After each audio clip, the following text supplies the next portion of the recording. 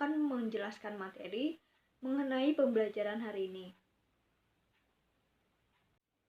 Materi hari ini tentang cahaya dan optik. Cahaya merupakan suatu energi yang berupa gelombang elektromagnetik dengan panjang 400 hingga 600 nanometer. Cahaya ini tidak memiliki wujud, tidak dapat dipegang, namun cahaya ada di sekitar kita dan dapat dirasakan keberadaannya. Cahaya dapat membantu kita untuk melihat benda-benda di sekitar yang agar terlihat jelas. Nah, karena cahaya merupakan gelombang elektromagnetik, cahaya tidak memerlukan medium sebagai media perambatannya.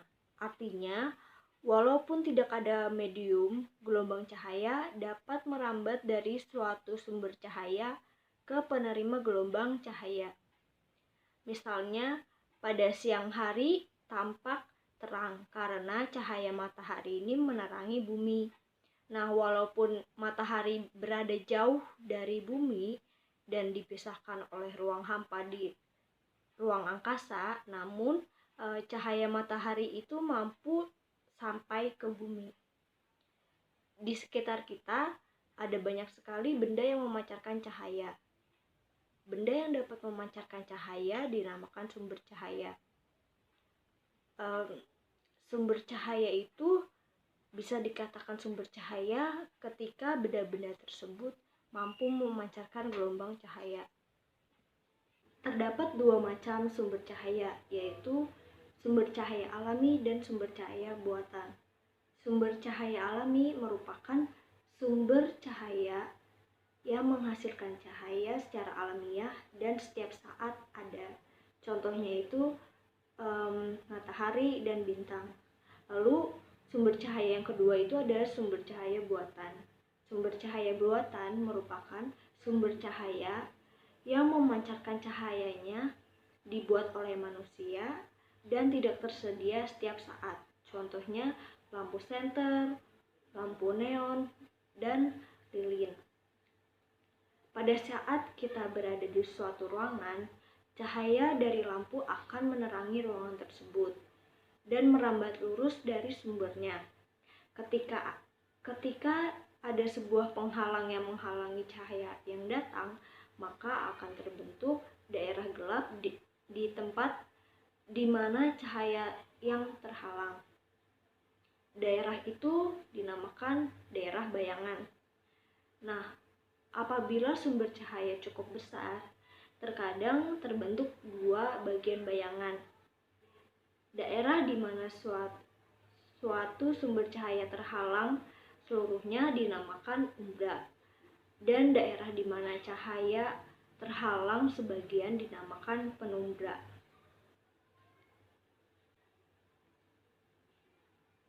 Selanjutnya, sifat-sifat cahaya. Yang pertama ada cahaya merambat lurus. Cahaya akan selalu merambat lurus dengan kecepatan 3 kali 108 meter per sekon.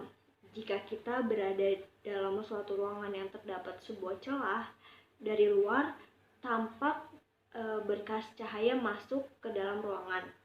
Bila diperhatikan, berkas cahaya itu lurus.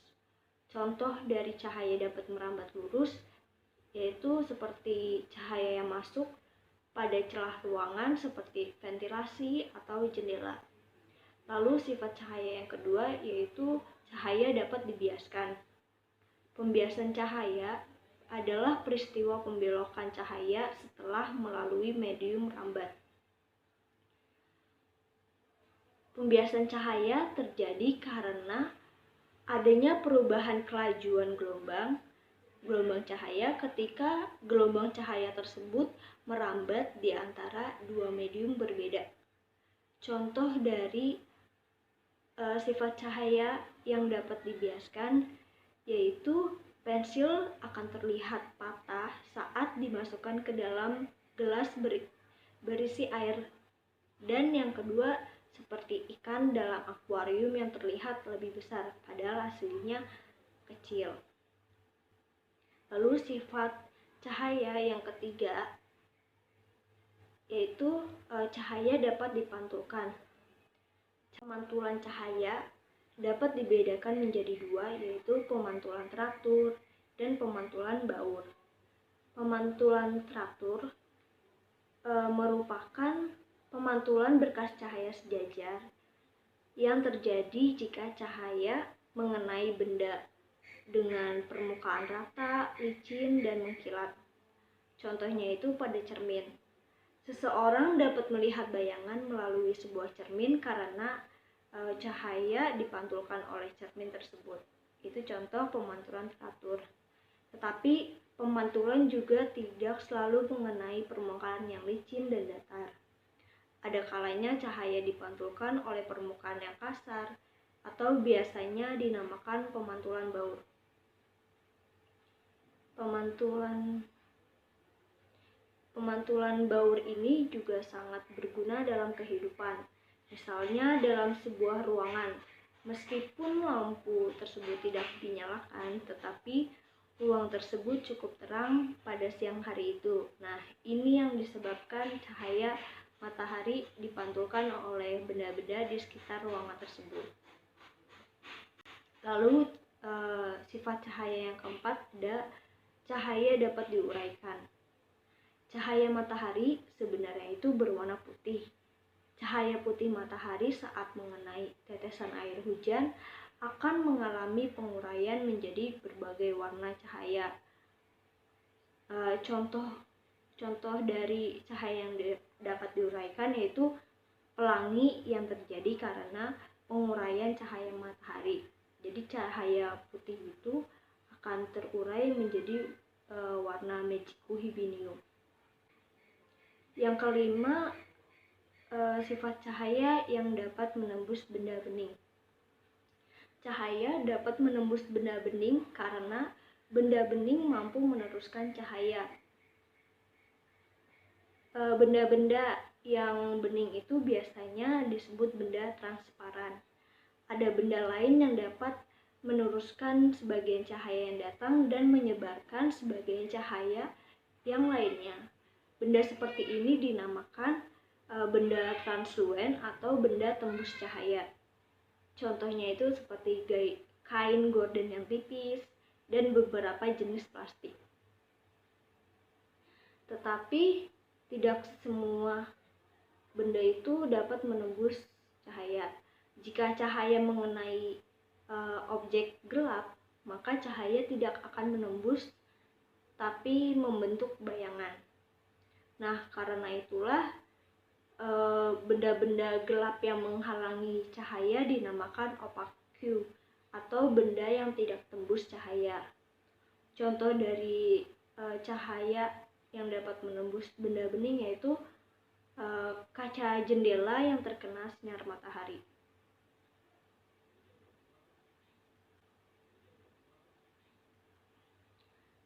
Sekian penjelasan dari Ibu. Apakah ada yang ingin ditanyakan? Baiklah, tidak ada yang ingin bertanya. Selanjutnya Ibu akan membagi kalian menjadi 6 kelompok. Karena siswa kelas ini ada 30 orang, maka satu kelompok itu berisi 5 orang. Bisa dimulai dari Andi untuk berhitung dari nomor 1, terus selanjutnya Dinda nomor 2, dan seterusnya sampai nomor 6. Nah, kalian sudah tahu kan kalian ada di kelompok berapa? Selanjutnya kalian berkumpul dengan teman sekelompok kalian. Untuk kelompok 1 di sebelah kanan Ibu, lalu kelompok 2 sebelahnya lagi, lalu kelompok 3, 4, 5, dan 6 ya. Nah, Ibu akan membagikan LKPD yang akan kalian kerjakan. Bisa masing-masing kelompok maju ke depan.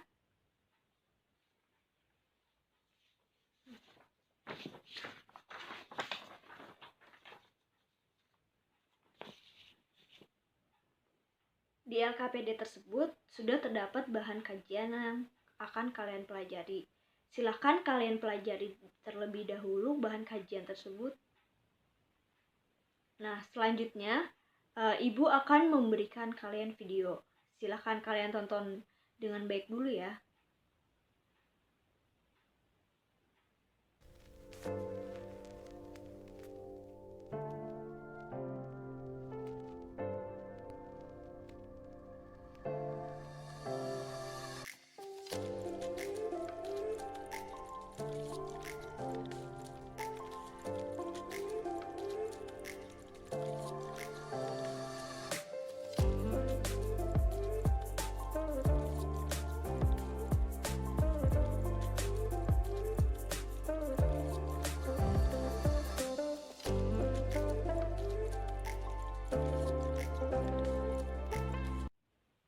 Setelah kalian menonton video yang telah ibu berikan, silahkan kalian membuat rumusan masalah dan hipotesis di lembar LKPD tersebut. Hipotesisnya itu seperti dugaan kalian, jawaban kalian yang bersifat sementara dengan menjawab pertanyaan dari rumusan masalah tanpa mencari dari Google. Apakah sudah selesai? Sepertinya sudah semua ya. Nah, harusnya hari ini tuh kita praktikum, tetapi karena di laboratorium kita kekurangan alat, maka ibu telah membuat video demonstrasi praktikum mengenai sifat-sifat cahaya. Setelah ini akan ibu tayangkan dan kalian simak baik-baik. Setelah itu, di lembar LKPD kalian sudah ada beberapa pertanyaan mengenai video yang terkait. Bisa kalian simak dahulu video praktikumnya.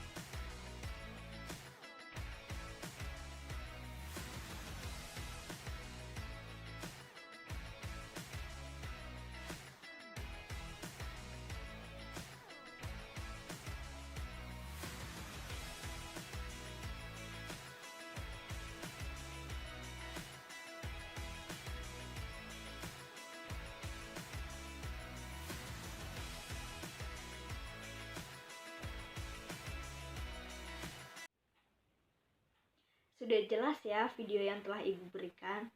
Selanjutnya, kalian mengisi lembar LKPD kalian dan mendiskusikannya dengan teman sekelompok kalian. Ibu akan beri waktu 30 menit untuk mengisinya. Apakah sudah selesai? Sepertinya kelompok 2 belum ya. Baiklah, Ibu akan beri tambahan waktu 5 menit lagi. Apakah sudah selesai? Ya, sudah selesai semua ya. Selanjutnya kalian mengisi di bagian verifikasi, kalian menjawab pertanyaan lagi dengan teman sekelompok kalian. Ibu beri waktu 10 menit. Sudah selesai semua? Ya. Selanjutnya kalian menarik kesimpulan di kolom yang telah Ibu berikan di LKPD kalian. Sudah selesai semua? Baiklah, Ibu akan beri tambahan waktu 5 menit untuk yang belum.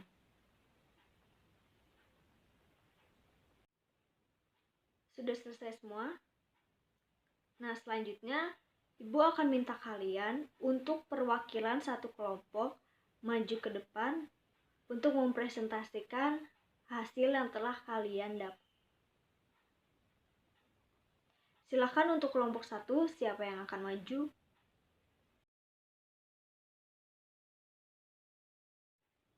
Terima kasih untuk kelompok 1, jawaban kalian sudah baik. Beri tepuk tangan untuk kelompok 1.